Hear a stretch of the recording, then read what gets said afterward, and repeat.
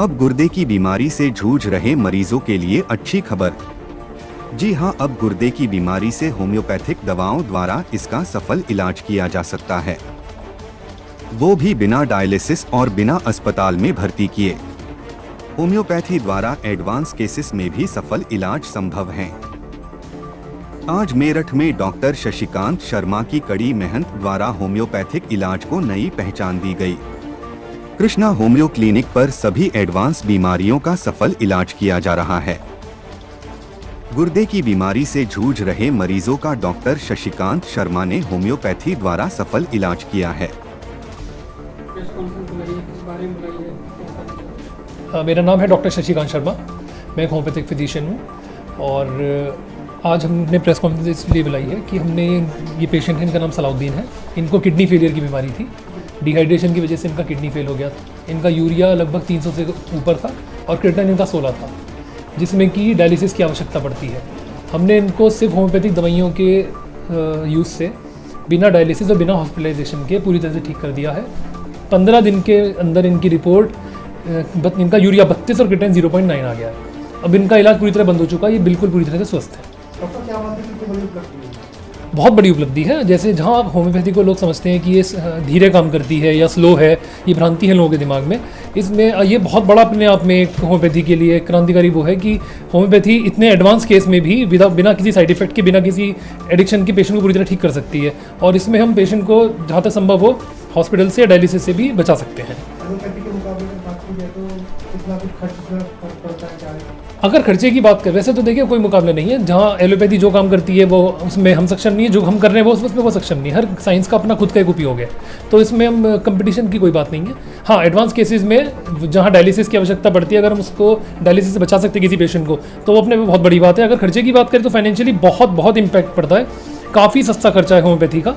आप ये मान लीजिए जितना शायद इनका एक दिन का खर्चा होता है हॉस्पिटल में, उतना हमने शायद एक महीने का खर्चा भी नहीं हुआ।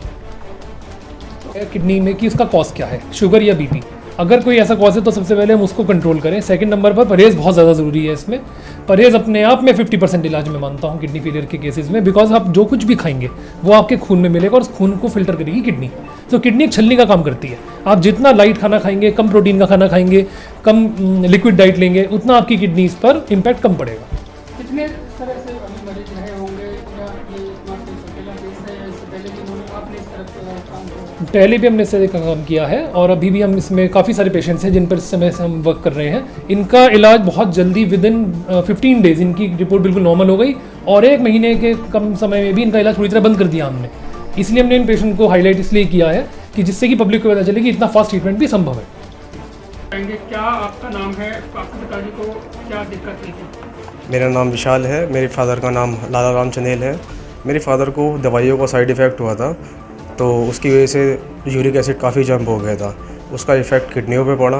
फिर हम मई में डॉक्टर के टच में आए, डॉक्टर शशिकांत शर्मा के टच में आए। उसके बाद हमने दवाइयाँ ली, तो अब किडनी पूरी तरीके से नॉर्मल है। अब पहले जो क्रिएटिनिन 3.78 था 15 मई को, अब क्रिएटिनिन एकदम नॉर्मल आ गया, लगभग 1.4 यूरिया। क्या कहेंगे कि जिस तरह से, क्योंकि किडनी में अगर दिक्कत आ जाए तो लोग घबरा जाते हैं, आपने भी सोचा होगा कि क्या कुछ किया जाए, काफ़ी लोग फिर बताने लगते हैं कि ये करो वो करो। किस तरह से सारी चीज़ें आपको यहाँ के बारे में कैसे जानकारी हुई और कहाँ पहले गए? मैं थोड़ा रिसर्च कर रहा और मेरा एक फ्रेंड है, उसके टच में आया। उन्होंने बताया कि होम्योपैथिक की दवाइयों से जो है काफ़ी अच्छा असर पड़ता है और इलाज भी इतना हेक्टिक नहीं है। अगर मैं एलोपैथी भी करी थी, लेकिन कुछ दिनों करी थी, उसके बाद ख़त्म कर दी। फिर मैं होम्योपैथिक पे मूव करा तो मेरे को रिज़ल्ट फार बेटर लगे। अब मेरे पिताजी स्वस्थ हैं, बस थोड़ी वीकनेस है। सर बोल रहे हैं थोड़ा इसमें टाइम लगेगा, with in duration of time ये भी ठीक हो जाएगा।